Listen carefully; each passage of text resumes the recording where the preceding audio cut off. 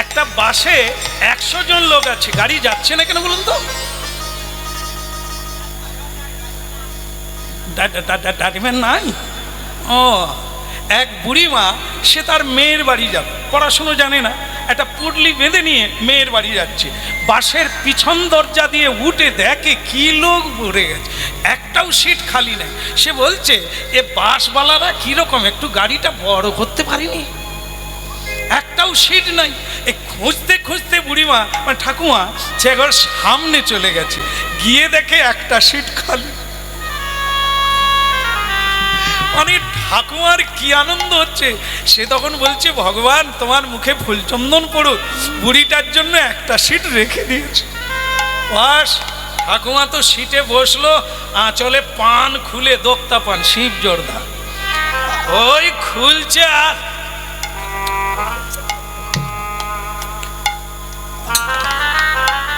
দেখলে এমন করে মাথা সরালো যেন আমি পিচ ফেলে দিলাম।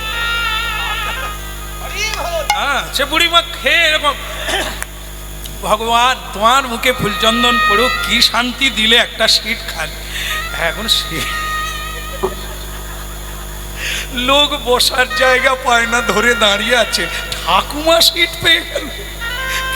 সে তো জানে না, এখন যেই ড্রাইভার দরজা খুলে উঠবে, তার চাবিড়ি খাওয়া হয়ে গেছে, এবার সে উঠবে, দেখে তার সিট রিজার্ভ। হ্যাঁ, আর ঠাকুমা আপনি পান চিবোতে চিবোতে সে ড্রাইভারকে বলছে,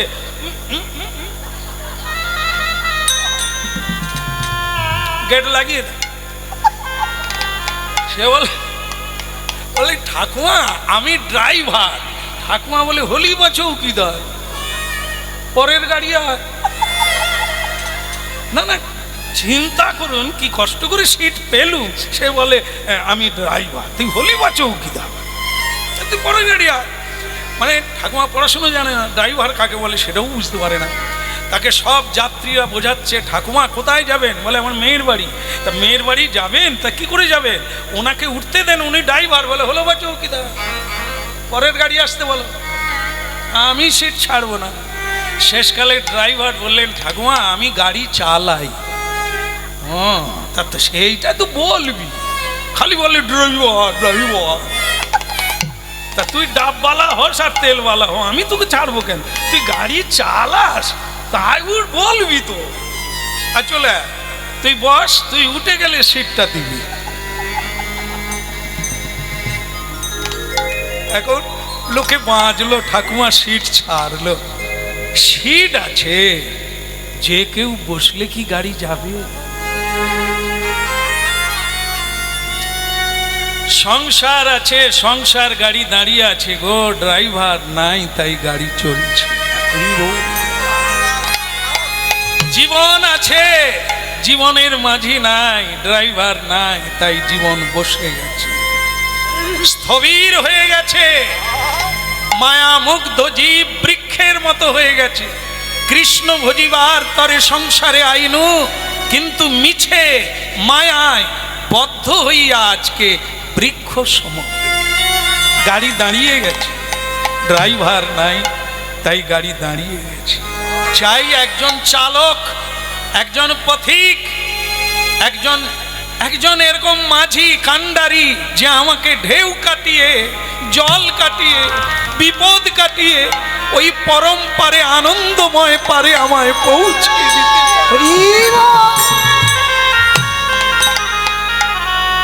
গুরুগৃহের একটাই হচ্ছে নিয়ম, সেটা তোমায় জানিয়ে দিই। ভুলে গেছো তো মরে গেছো, ভুলবে তো মরবে। এ পথের এই নিয়ম, গুরু উপদেশ, এটাকে এক করে মেনে নিতে হবে। হ্যাঁ, মহিমায় গুরু কৃষ্ণ এক করি জানো, গুরু আজ্ঞা হৃদে সব সত্যি করে মানো।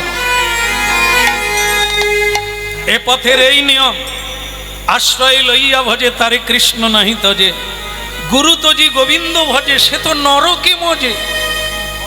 এই শোনো ছেলে, এক গুরুগৃহে আসতে গেলে তার প্রথম কাজ হচ্ছে ভিক্ষা চাইতে হবে। ভিক্ষা চাইতে হবে, বাড়ি বাড়ি গিয়ে ভিক্ষা করে আনতে হবে। আনলে সেটা ভোগ লাগবে ভগবানে, তারপরে আমি তোমায় দীক্ষা দেবো কিনা চিন্তা করি। যাও, আমার আদেশ মানবে, এটি হচ্ছে তোমার প্রথম কাজ। শিষ্য বললেন, গুরুদেব আচ্ছা ভিক্ষা কেন চাইতে হয়? ভালো প্রশ্ন। দুটো জন্য, এক হচ্ছে অভাবে, আর এক হচ্ছে স্বভাবে। এটা দুটো সকলে জানে। অভাব থাকলেই ভিক্ষা চায়, আর স্বভাব থাকলেও সে সারা জীবন ভিক্ষা করে। এ দুটো কেটে দাও, এখানে এ দুটো চলবে না। এখানে ভিক্ষা কেন চায়? ধনী ব্যক্তিও ভিক্ষা চায়, জমিদারও ভিক্ষা চায়। কখন চায়? যখন কারো মা বাবা মারা যায়, তাকে তখন ভিক্ষা করতে হয় না? কেন করে? ঋণ শোধ করবার জন্য, মাথা নিচু হওয়ার জন্য। বাবা মা অনেক দিয়েছে, তাদের ঋণ শোধ করতে গেলে খালি পায়ে যেতে হবে। শীতের দিনেও কোনো জামা কাপড় পরা চলবে না, মাটিতে শুতে হবে। এটি এগুলি কি? এগুলি মা বাবার ঋণ শোধ করা, কৃচ্ছ সাধন করা। যার কাছে তোমার অতি সম্মান, সেখানে গিয়ে ভিক্ষা চাইতে হবে। এই মাথা নিচু করাটা, এটাই হচ্ছে মা বাবার ঋণ শোধ করা। আর এর দ্বারা আরেকটা কাজ হয়, সেটা কি? অহংকার চূর্ণ হয়। আর এই মানুষকে অহংকারী পতনের দিকে টেনে নিয়ে যায়। তাই বিনয়ী হবে তখন যখন তুমি হাত জোড়ো করতে শিখবে, মানুষকে সম্মান করতে শিখবে, তখনই তুমি বড়। তাই এই ভিক্ষা চাওয়ার মানে হলো চরিত্র গঠন, পেট চালাবার জন্য চরিত্র গঠন। আরেকটা দিক হচ্ছে মাধুকরী। মাধুকরী মানে ভিক্ষা। মৌমাছি যেমন নানা ফুল থেকে মধু সংগ্রহ করে চাকে সঞ্চয় করে, ঠিক ঠিক তেমনি মাধুকরী মানে এক বাড়িতে ভিক্ষা নেবে না, বেশি দিলেও নেবে না, এক মুঠো নেবে, বাকিটা ফিরিয়ে দেবে। তিল তিল তিল তিল করে আনবে, বিন্দু বিন্দু থেকেই সিন্ধু তৈরি হবে। বেশি নেবে না, বেশি নিলে কামনা থাকবে, কম নাও মনে রাখবে না। এই জন্য অল্প নাও, অল্পে সন্তুষ্ট হওয়া শিখো। আর মৌমাছির কাছে এটা শিখে নাও, কত কষ্ট করে এত বড় একটা চাক তৈরি হয়। বড় হতে গেলে এরকম নানা ফুল থেকে, নানা জায়গা থেকে জ্ঞানটাই নিতে হয়, অজ্ঞানটা বাদ। বলো না বলো না বলো না বলো না।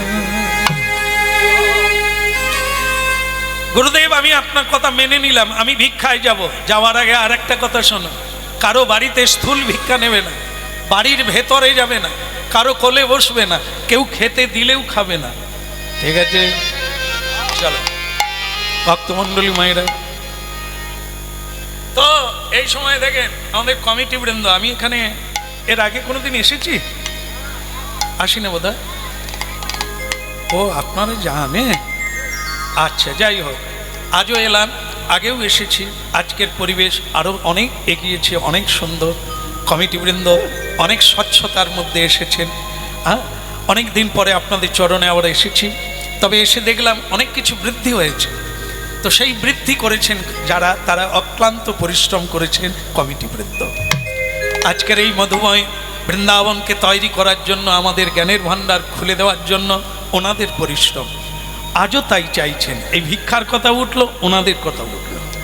ওনারাও বলছেন যে আমরা একটু ভিক্ষা করতে চাই গোবিন্দের জন্য, মহাপ্রভুর সেবার জন্য, যেটা আবার আমাদেরই ফিরিয়ে দিচ্ছে। আমরা দিচ্ছি, আবার আমাদেরই ফিরিয়ে দিচ্ছে এক মূল্যবান বস্তুতে। তো সেই আমরা যার যেমন সাধ্য অনুসারে গোবিন্দ সেবার জন্য আপনার দেবে, ওনারা ভিখারি হয়ে আপনাদের দ্বারে দ্বারে ভিক্ষা চাইবে গোবিন্দ সেবার জন্য। ভক্তমণ্ডলী ও ভক্তিমতী মা, সজ্জন বৃন্দ, ভক্তমণ্ডলী মায়েরা, দেওয়াল যদি ধরে রাখেন গলি খুঁজে পাবে, দেওয়াল যদি ছেড়ে দিয়েছেন পথ হারিয়ে ফেলবে। এ সংসারে বিশ্ব জয় করা যায় গুরু বাক্য স্মরণ করে। ভুলেছ তো মরেছ। সদানন্দ গুরুদেবের বাণী ভুলে গেল, ঝড় বৃষ্টি নামলো, বিপদ হয়ে গেল। গুরুদেব বলেছিল প্রতি বাড়িতে এক মুষ্টি করে নেবে, বেশি নেবে না, দিলে ফিরিয়ে দেবে। কিন্তু সদানন্দ ঝড় বৃষ্টিতে ভুলে গেল, হ্যাঁ, আচ্ছা গোলমাল হচ্ছে, কথা বলবেন না, তাহলে আপনারাই খেয়ে হারাবেন। ওটাও যাবে এটাও যাবে, শুনতে থাকুন আর দিতে থাকুন, ঠিক আছে? বলবো না, কিছুক্ষণ বন্ধ রাখবো। আমি বলে গেলে আপনারা তো হড়কে যাবে। দেওয়ার জন্য তো চিৎকার নাই, নেওয়ার জন্য চিৎকার হয়। আমাকে দাও আমাকে দাও, দেওয়ার বেলা তো কিছু নেই, টুকটুক করে দিয়ে দেয়। বলো রাধা রমন কি, কৃষ্ণ কন্হৈয়া কি। তাহলে সদানন্দের হলো কি, আমরাই সদানন্দ, হারিয়ে ফেলবেন না। আমরা যারা গোবিন্দের কৃপা পেতে চাইছি, আমরাই সেই সদানন্দ। ভগবানের আগে গুরু কৃপা, গুরু কৃপা না হলে ভগবানকে লাভ করা যায় না, ভগবানের কৃপা পাওয়া যায় না। এখন গুরু কৃপা কিভাবে পাওয়া যায়? গুরু উপদেশ মানতে হবে। গুরু উপদেশটাই হলো গুরু সেবা। এরে কে রে, ঝড় বৃষ্টি নামলো, তুমি কে? আগে মা, আমার নাম সদানন্দ। আহা কি আনন্দ, কি আনন্দ, তোমাকে দেখতে কি মিষ্টি। আহারে বাছা, তোমার মা কবে মরে গেল? না তো আমার মা মরে না। তাহলে তোমার বাবা কবে মরলো? না আমার বাবা মরে না। তাহলে তুমি ভিক্ষা চাইছো কেন? কারো বাবা মা বেঁচে থাকলে এইটুকু ছেলেকে কেউ ভিক্ষা চাওয়ায়? আপনি ভুল করছেন মা। আমার বাবা বেঁচে আছে, আমার মা বেঁচে আছে, আমার আসল বাবা মা যিনি, তিনি আমার গুরু। এই জগতের মা বাবা সন্তানের জন্ম দেয়, চোখ ফুটিয়ে দেয় না। এরা কি দেখায়? এই জগৎটাকে দেখায়, মায়া প্রপঞ্চের জগৎ যেটা মিথ্যা, সেটা আমাদের বাবা মা দেখায়, জন্মদাতা। কিন্তু আসল পথটা যিনি দেখান, তিনি হচ্ছেন গুরু। বাবা মা মিথ্যাটাকে দেখান, আর গুরুদেব সত্যটাকে দেখিয়ে দেন। এ জগৎটাই মিথ্যা, আজ আছে কাল থাকবে না, দেহ আজকে আছে কাল থাকবে না, কিন্তু তুমি থাকবে। সেটা কে? সেটাই হলো আত্মা। সেটা যুগ যুগ ধরে কর্মফলকে বহন করে নিয়ে যায়। সেটাই আমি। এই দেহটা আমি নয়, এটা হচ্ছে আমার বসন, এটা আমার ঘর, এটা আমার মন্দির। একে আশ্রয় করে হরিনাম গাইছি। আগের জন্মে মানে গত জন্মে হরিনাম করেছি, সেই কর্ম অনুসারে এ জন্মে আবার গুরুচরণে আশ্রয় নিয়ে হরিনাম কীর্তন করছি। আশা রেখেছি, প্রার্থনা রেখেছি, যেন জন্ম জন্মান্তরে গুরু দাস হয়ে গোবিন্দের কথা বর্ণন করতে পারি। বিচার হবে, বিচার করে বিধাতা পুরুষ যদি মনে করেন একে আবার কীর্তনিয়া বানানো যাবে, তো বানাবেন তিনি। আর যদি তিনি মনে করেন একে বানানো যাবে না, তাহলে তিনি আমাকে অন্য পথে পাঠিয়ে দেবেন। কর্ম আগে, যেমন কর্ম করবে আগামী দিনটা সেরকম চলবে। তাই আমাদের গুরু হচ্ছে আসল পিতা, আসল মাতা, যে জ্ঞান চক্ষু ফুটিয়ে। সেদিন থেকে আমরা হরিভজন শুরু করি, সেদিন থেকে বিশ্বপিতা ভগবানকে প্রণাম করি, সেদিন থেকে চোখের জলে গোবিন্দের জন্য কাঁদি, সন্তানের জন্য নয়, অর্থের জন্য নয়, বৈভবের জন্য। তাই ভক্তমণ্ডলী মায়েরা, এই মোড়টা যে ঘুরিয়ে দেয় তার নাম গুরু,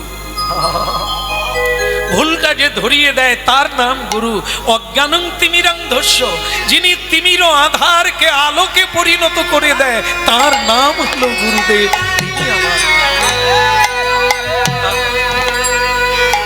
তাই আপনি কিছু মনে করবেন না, আমার আসল মা হচ্ছে ওই রামানন্দ স্বামী, আসল বাবা হচ্ছে রামানন্দ স্বামী। তার আজ্ঞাতে আমি ভিক্ষায় এসেছি। মা আমাকে ভিক্ষা দাও। সদানন্দ, এই ঝড় বৃষ্টির রাতে তুমি কোথায় যাবে? এসো আমার কোলে বসো।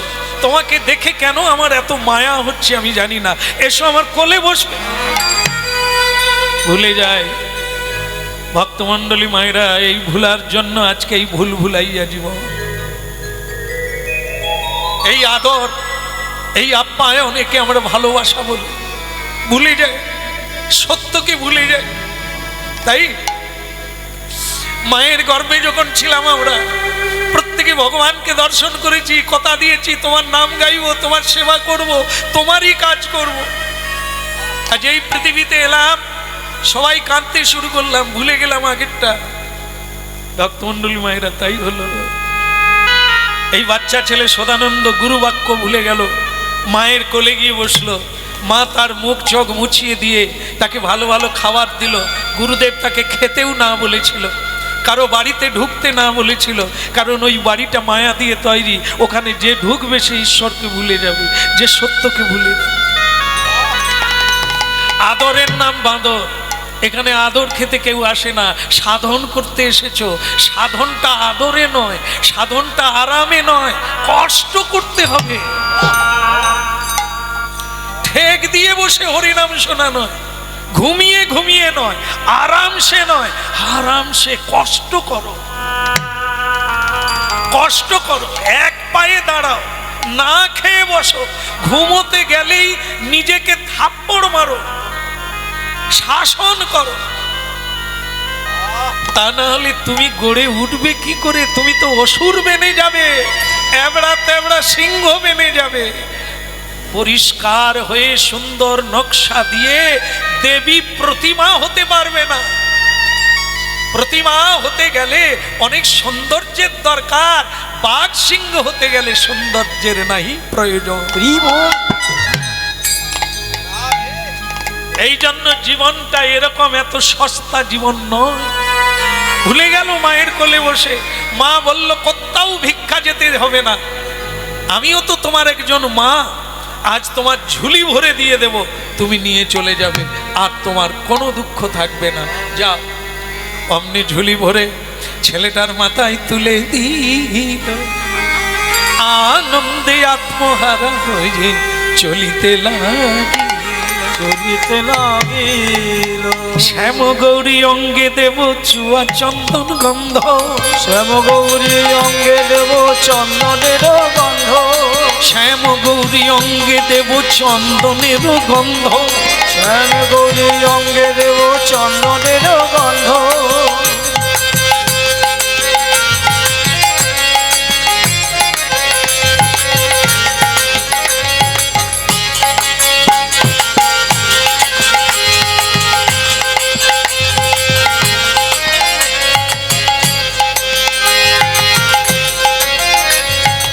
অধরে তুলি যা দেব, অধরে তুলি যা দেব কর্পূর তাম্বুল। হায় হায় অধরে, হায় হায় অধরে তুলি যা দেব কর্পূর তাম্বুল রে, কর্পূর তাম্বুলে। রাধা কৃষ্ণ প্রাণ মোর যুগল কিশোর, রাধা কৃষ্ণ প্রাণ মোর যুগল কিশোর। জীবনে মরণে আর গতি নাহি মোর, জীবনে মরণে আর গতি নাহিব, জীবনে মরণে আর গতি নাহি মোর, ওই জীবনে মরণে আর গতি নাহিব। পরম দয়াল গুরুদেব কি জয়। ভিক্ষা এনেছি গুরুদেব, আমি ভিক্ষা এনেছি। এনেছিস? বাহ বাহ বাহ বাহ, যা তাড়াতাড়ি করে ভোগশালায় গিয়ে ভোগটা রান্না করে নে, আর রান্না হয়ে গেলে তাতে তুলসী দিয়ে আমার মন্দিরে দিয়ে যা, আমি গোবিন্দকে ভোগটা লাগিয়ে দেব। গঙ্গা জলে তুলসী দিয়ে যা। ভক্তমণ্ডলী মায়েরা, গীতায় চোর বলা হয়েছে তাদেরকে যারা তার ধন খায় কিন্তু তাকে দেয় না, তাদেরকে চোর বলা হয়েছে। এ পৃথিবীটাই ভগবানের, আমিও ভগবানের।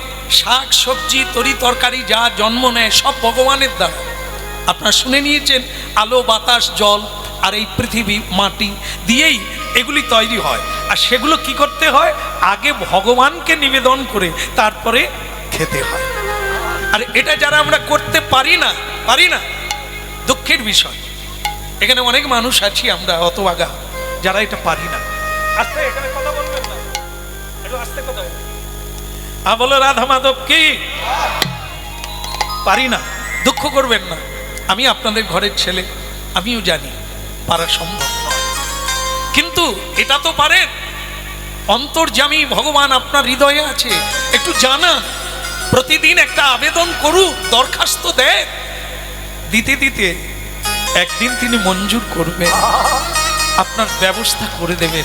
যে আপনি চান কিন্তু উপায় নাই, এটা আগে পাক্কা হোক, উপরে উপরে নয়, দৃঢ়তা, আন্তরিকতা, একেবারে আন্তরিক হতে হবে যে আপনি চান কিন্তু পারছেন না, তখন ভগবান দেখবেন। জানাতে এই সত্যের পথটাকে চাইতে গেলে তাকে আবেদন করতে হবে, এর নাম প্রার্থনা। এই যে কীর্তনটা গাইছি, এটা নর্তন দাস ঠাকুরের প্রার্থনা কীর্তন। এর দ্বারাই আমাদের মরমের কথা আছে যা বলা যায়।